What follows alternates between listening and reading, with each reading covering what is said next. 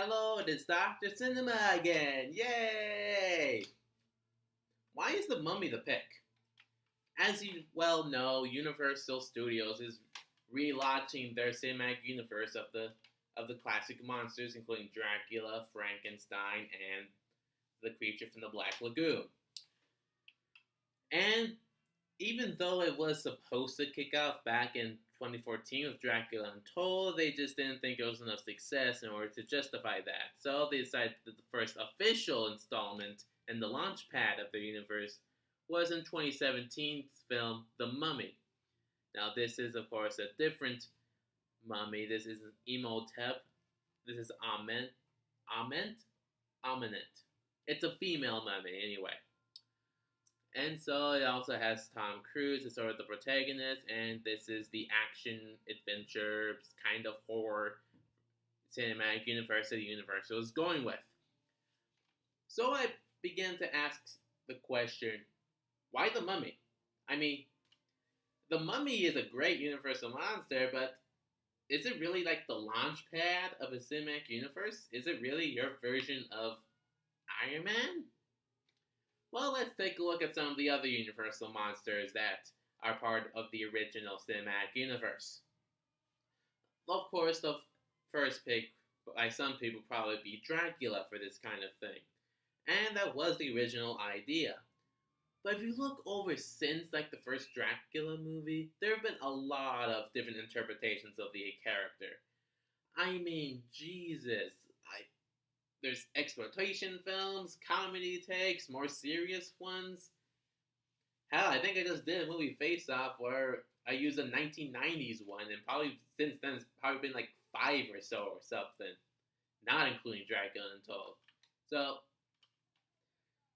needless to say, Dracula has had a lot of different films under its belt, so I think Universal realized they should hold off on doing a Dracula film for right now because there's been a lot. Now let's look at Frankenstein. That's another classical monster that could have been a good pick for the launchpad. And he hasn't had as many interpretations as Dracula, so it seems like a good pick, right? Well, there have been several different interpretations of Frankenstein, but very few of them have had the same kind of success as other Dracula interpretations. In fact, probably the two most recent ones were I, Frankenstein, which didn't really do that well critically or commercially, and there was one called Victor Frankenstein that had James McAvoy and Daniel Radcliffe. And that was a completely different take on the whole Frankenstein story, and while it probably is liked by some, it just kind of showed that they need to actually put more thought and effort into it than they probably originally would have liked to. And not saying that they're not going to put in the effort for Bride of Frankenstein, which they plan to make, but it just doesn't seem to have as much success with other modern versions just quite yet. Now let's look at some of the other ones. Phantom of the Opera. People are still getting over the one musical movie that's directed by Joel Schumacher, so probably not. Hunchback of Notre Dame. Disney made an animated movie, so they probably will be confused by that. How about The Wolfman? We had a remake back in 2010, and it just doesn't really seem to be enough there to launch an entire universe. Well, how about Gillman from Creature of the Black Lagoon? And while I did hear that they plan on making a modern version of it, there's really not a lot of mainstream knowledge about the Gillman for it to launch an entire cinematic universe. Now, from what I've been describing, it seems like the Mummy is like a last resort kind of thing. But actually, let's give this another thought. The Mummy has had the Brendan Fraser films as well as a few spin-offs of it. And they actually did kind of well. I mean, they were fun B movies, at least the first one was. And the Brendan Fraser Mummy movies have had an impact on a lot of younger audiences. So, of course, they will know the Mummy and the story of the creature. So, there's the mainstream appeal.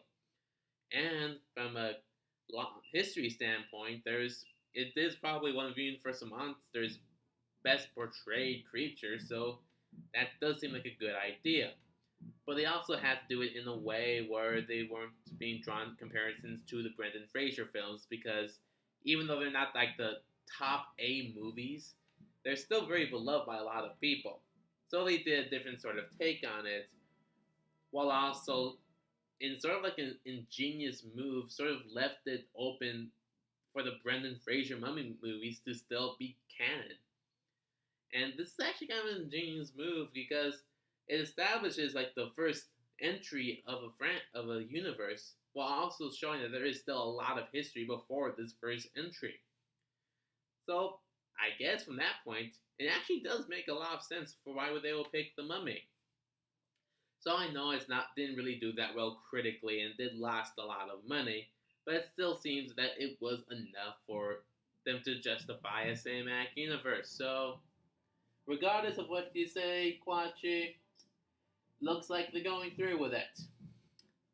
And so I hope they do a modern version of a lot of the classic movies, and I hope they do them well. So those are my thoughts. Like, comment, subscribe, share. See you later.